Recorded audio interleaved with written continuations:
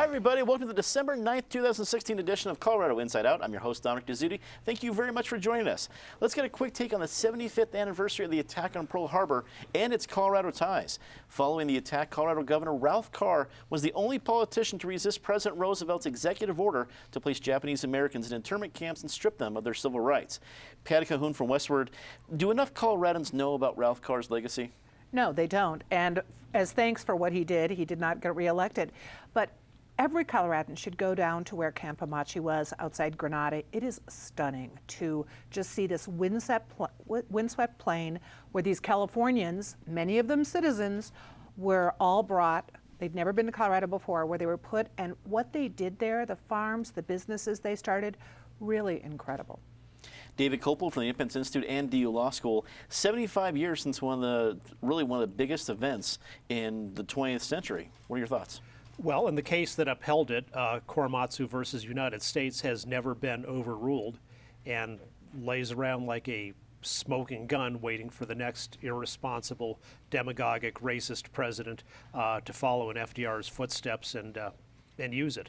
But Governor Carr shows that doing the right thing may be very unpopular at the time you do it, but subsequent generations may appreciate a strong stand for righteousness. Eric Sonman, political analyst, what stood out to you on this solemn 75th anniversary? Yeah, ditto to Patty, ditto to David. Ralph Carr has certainly earned a place among the esteemed governors in Colorado history, not in the current moment in which he lived, but upon reflection and with historical times. David was veiled in his reference, but there are distant, hopefully remaining very distant echoes of these kinds of threats these days, and we hope they stay as nothing but echoes in our head. Rounding out the panel, Penfield Tate, attorney at QTAC Rock, also a longtime state lawmaker. What do you think about that? The legacy that we think was long ago, 75 years, there's no way the United States could ever do something like that. The echoes sound a little bit differently nowadays. The echoes sound hauntingly familiar. What is the saying? A prophet is not always acknowledged in their time. Mm-hmm. And Ralph Carr was that. He was visionary, he was forward-looking, and I agree with what the panelists have said. He resisted the racist, xenophobic push to treat, in many cases, American citizens in this fashion because he just thought it was fundamentally wrong. And that's what we're sometimes missing so much in politics these days, someone with a moral compass who will do what is just the right thing to do, consistent with the values upon which this country was founded. Here. In an attempt to shift the results of the presidential election, 2 Colorado presidential electors have filed a federal lawsuit challenging Colorado state law that prevents them from switching political allegiances following their initial vote. Secretary of State Wayne Williams, who is named as the defendant in the case, responded by calling the plaintiff's attempt arrogant and going against the will of Coloradans, violating Colorado law. Patty, if any state's going to have some, I guess what we call them faithless electors, I guess it would start here in Colorado. It's been our theme for 2016. What do you think? Well, let's remember the Coloradans who walked out at the Republican convention this summer. This is, besides the fact that Wayne Williams, who is more forceful in his response to these people than we've ever heard. I mean, he called them odious. It's really compelling. Obviously, his press person is doing a good job of inspiring him to use the language correctly. You know, if people don't like the Electoral College, and a lot of them don't like the system, then get rid of the system. But don't try to change the system, and fight Colorado law on this. Interesting that Polly Baca is leading the charge on this, former state lawmaker who certainly knows what Colorado's laws are. It's a very quixotic effort. It obviously is not going to make the change, but it's fun to be back on the headlines and international headlines with a Secretary of State who uses very interesting language. David, you're one of our 2 esteemed lawyers to the table. I'm assuming this is a legal long shot, am I right? I think it's up in the air.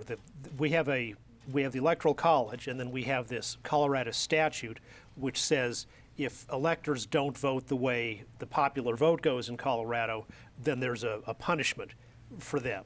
and there will be, I think, a hearing in federal district court on Monday about the constitutionality of that Colorado statute.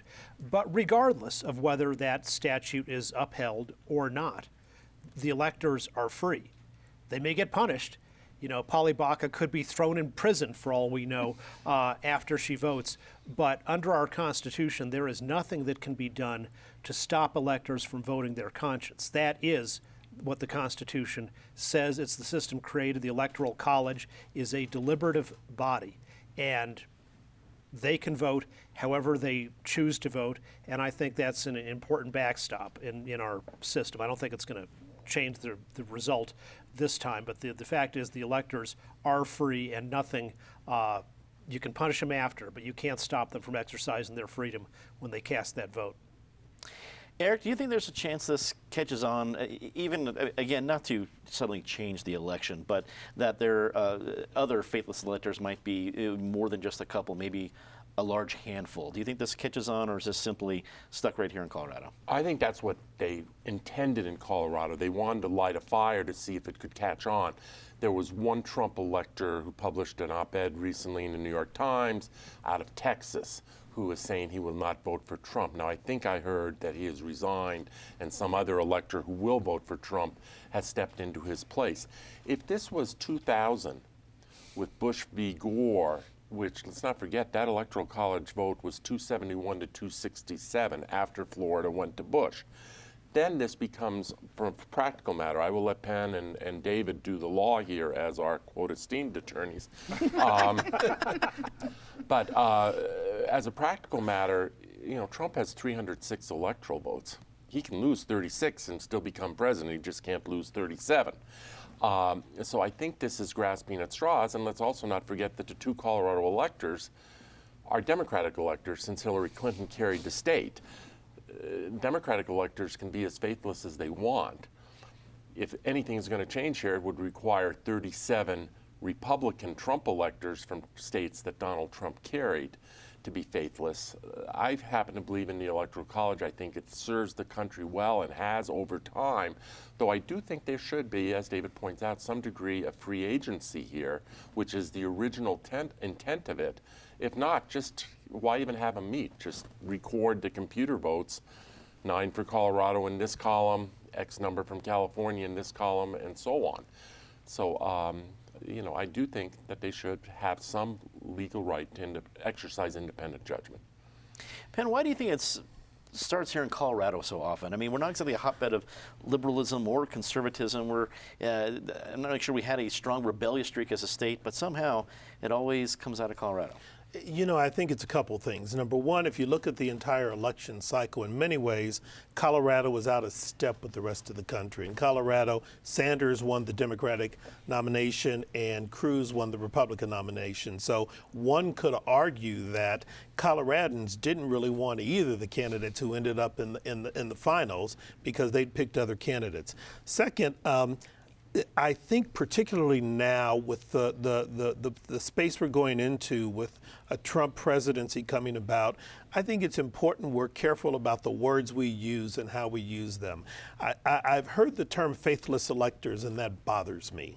I know a number of them refer to themselves as Hamilton electors because they talk about the original intent of the Electoral College. I think, you know, and I took a look at the 12th Amendment. There's not a whole lot of case law, but this is going to be an interesting lawsuit because it is not clear, as David said, that a state can compel an elector to vote a particular way because the elector's office and authorization is grounded in the U.S. Constitution. And some would argue there is a bit of free agency there and that the college was intended as a backstop to prevent the will of the general public, if we ever went berserk, from doing something crazy. And some would argue that that's where they feel we are now. So this is going to be an interesting process. I don't think I agree with Eric. I don't think that Donald Trump is going to lose 37 electors in this process. But I think because this lawsuit is in Colorado and in other places, I think it's an important principle that it get litigated and dealt with in some fashion because there's the likelihood that it will recur at some point in our history or in our future. Federal transportation officials announced this week that they will launch an investigation into the construction of the controversial expansion of I-70. A civil rights complaint has been filed citing adverse impacts on health, economics, and quality of life of the surrounding neighbors. According to the Colorado Department of Transportation, the project planning will begin and continue, and work is set to begin in 2018. David, how big of a deal is this? I think not, although we'll see what the feds come up with in their investigation. I think it is accurate to say that when you do major highway expansions within a developed urban area like here, it does have adverse impacts on health, economics, and quality of life of the surrounding neighbors. That's true everywhere. Now, and they're doing this expansion in the place where any rational transportation manager would say an expansion is needed. So do you have a civil rights violation because it's happening there when it's these kind of impacts happen everywhere this is done? I'm skeptical that that'll be proven, but if the feds investigate and find out that secretly they were saying, well, it'd be really smarter to do the expansion out, by Kiowa, but we're going to do it here because we can harm people based on their race, then that would, we'll find out if that was the motive or not.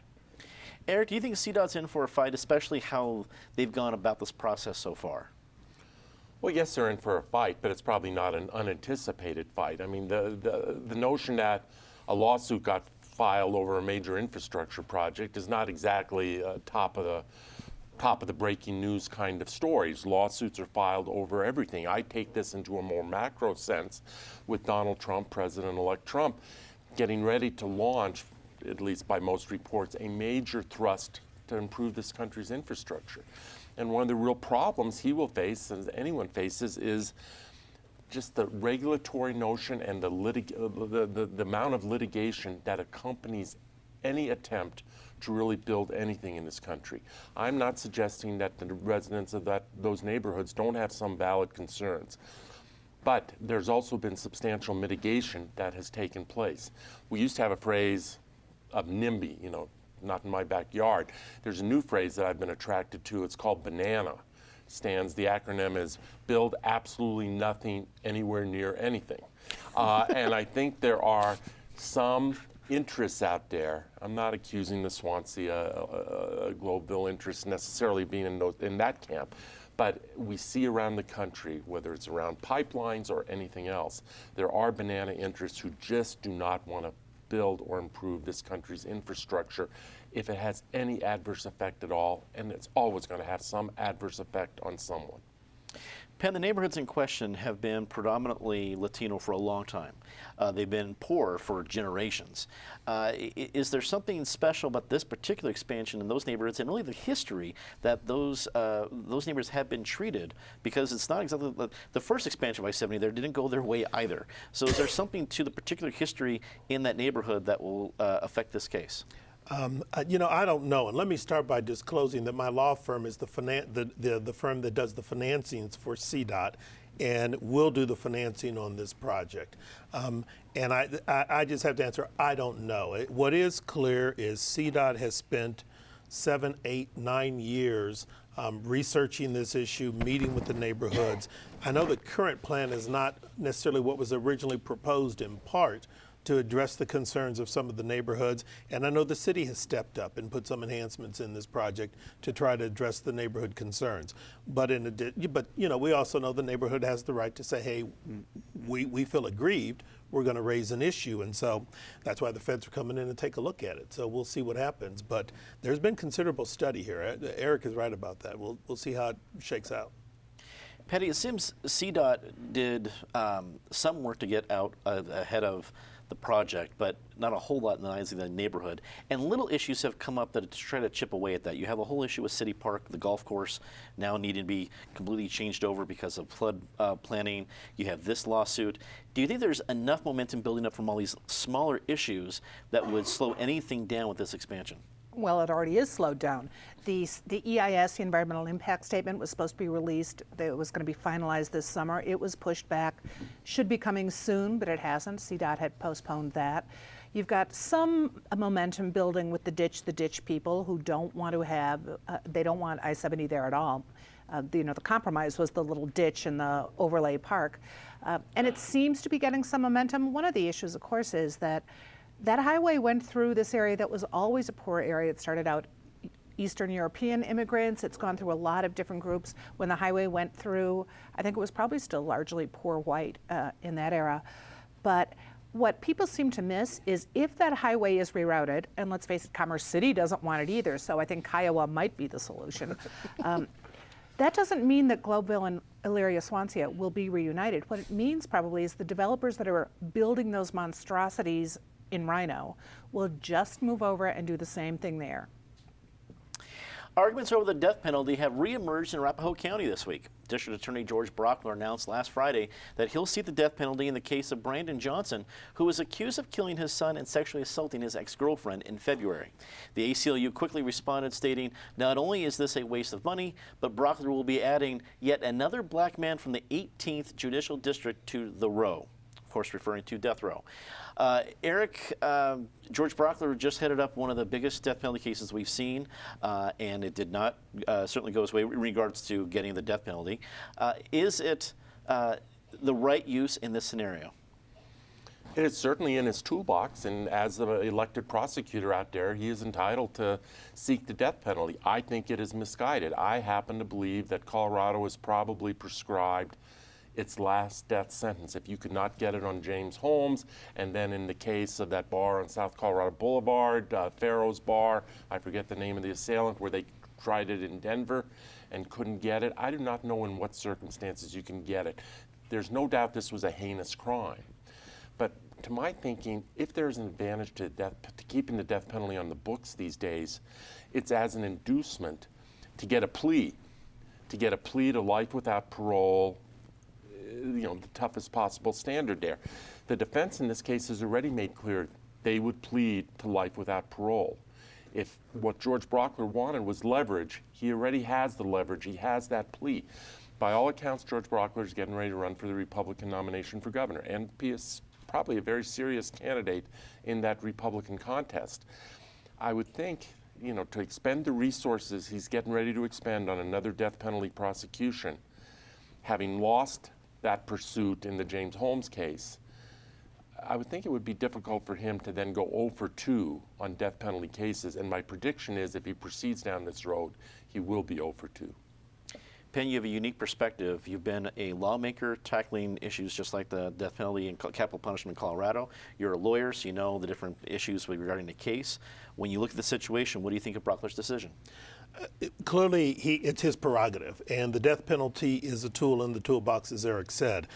The reality is it's a tool that probably makes no sense to try to deploy in Colorado anymore.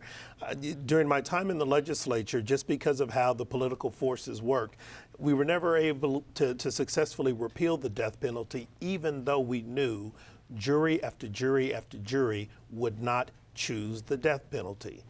And there's abundant research that deals with whether there's some sort of racial bias in terms of when it's sought, when it's levied, how jurors perceive it. So George Brockler's got all of that working against him also. But fundamentally, I agree with Eric on 2 points. Number one, even if you don't repeal it, the instance of seeking it should be very, very limited because its primary value is the same value in this case where the defendant and his counsel said, we'll plead out and accept life imprisonment without a possibility of parole and be done with it.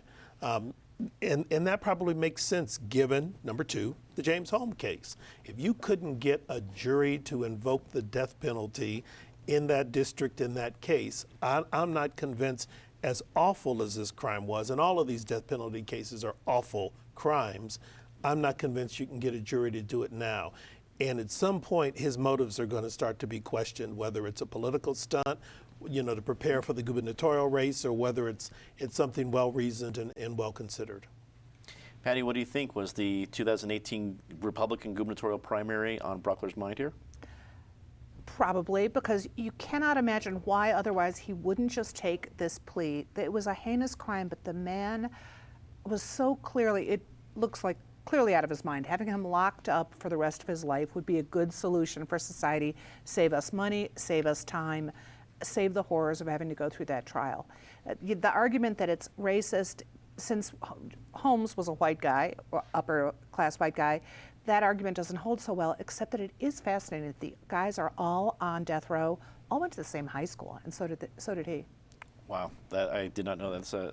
It's kind of a scary thought there. David, your thoughts on this move? Well, the idea that if you're going to use the death penalty as leverage for a plea, that's only credible leverage when prosecutors are sometimes willing to seek it. And part of the reason I think the defendant was willing to take that life plea was because District Attorney Brockler had credibility on the death penalty and worked very hard on the Holmes case, and I think came up to 11-1. He won every vote except the very final one, and that's the choice of the jury. But the fact is, it is on the books. The majority of Coloradans believe it is appropriate punishment for the most heinous crimes, and the ACLU's reprehensible race baiting is just out of bounds politically. George Brockler is not a racist. He worked as hard as he could to have upper-class white James Holmes executed, and this kind of racist demagoguery on behalf by the ACLU is one of the reasons I no longer belong to that organization after having been part of it for 30 years. As I say, I remember you being a part of that for a long Yeah. time. That's a significant point. Then we're going to get to our favorite part of the show, Disgrace, because I know we have, I'll spend a little bit more time on Say Something Nice. So, Patty, as always, please start us off with your Disgrace of the Week. Well, we have a new term that has really come to the forefront at the end of 2016, which is the fake news. And it's true, the use of fake news and really, really fake news in the last election was horrible. But when someone reports that a TV anchor is leaving, that doesn't mean it's fake news, and Channel 9 and Adele Arakawa's response to that was way over the top. Her first commentary, it was straight fire right there. David.